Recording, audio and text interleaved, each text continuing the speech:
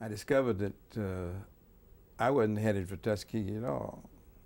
I was headed for Sioux Falls, South Dakota. I had never heard of the place and didn't want to hear about it. But anyway, we were sent up to Sioux Falls, South Dakota, and everybody I went to in Mississippi down there.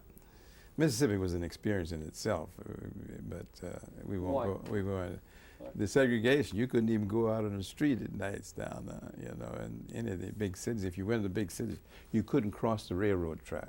You see, and although I came from the South in Virginia, we never had anything quite that bad in Virginia, and. Did it make you wonder what you might be fighting for then? That's right. At that time, we couldn't even, you know, be a regular citizen.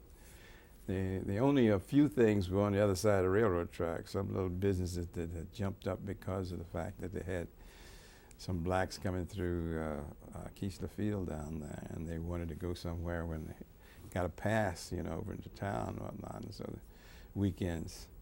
But the funniest thing, I wasn't really a very experienced young person in terms of the worldly life. And we went over to Keesler Field, from Keesler Field, into a little place, I'm trying to think of the name of it, in Alabama. Not in Alabama, in Mississippi down there. And we wanted to just have a little casual drink, so we were sitting in the place. We ordered the drink, you know, rum and Coke or something like that.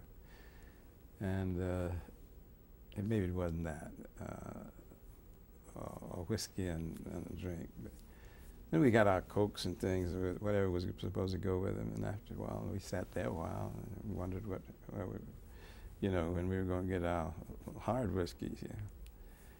And when we turned around, one time the lady was standing by and said, "What else do you want?" I said, "We'd like our whiskey." She said, "There it is." And it's a great big glass of plain white water, it looked like to us, sitting in the middle of the table, which was this rot gut that they make down there. And that was really my first experience with that kind of thing.